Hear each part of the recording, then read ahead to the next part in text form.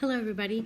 I looked over the Fayette County Student Code of Conduct, and four major topics that I really think that I'm going to be using a lot in the classroom or daily or weekly basis are general expectations about the bus stop, student code of conduct violations, and dishonesty.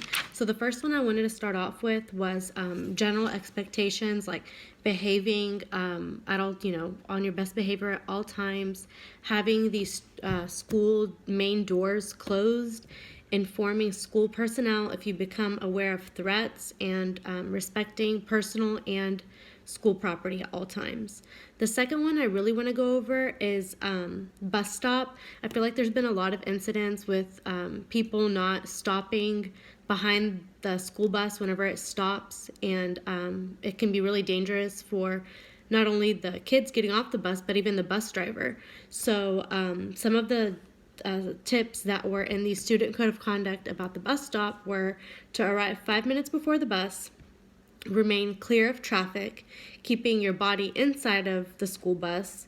If there's assigned seating on the school bus, make sure you stay in your assigned seat. No tobacco, e-cigs, drugs, alcohol, any of that stuff is tolerated on the school bus.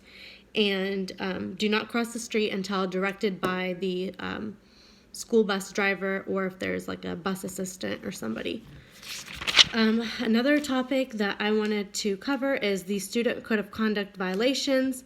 Stuff that would not be tolerated would be arriving late to class, missing class, failing to have a hall pass, and being in a place that is off limits. So specifically missing class, I feel like in the elementary grades, if the student is missing class, they are not in school. I feel like it gets harder as students are in high school because it's easier for them to just skip class and leave. So I don't feel like that's a big thing in the elementary level, but having a hall pass is obviously important, and places that are off limits, it could be behind the teacher's desk, or if the classroom's having working on a science project, the teacher doesn't want them messing with anything, so that can be something that is off limits. And last but not least is dishonesty. Cheating is not tolerated at all.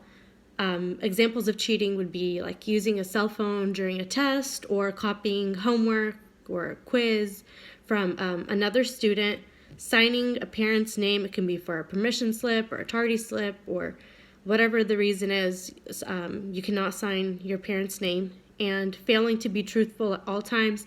If there is a staff member that is asking the students questions, if you are not being truthful, that is something that falls under dishonesty and violates the Fayette County Code of Conduct.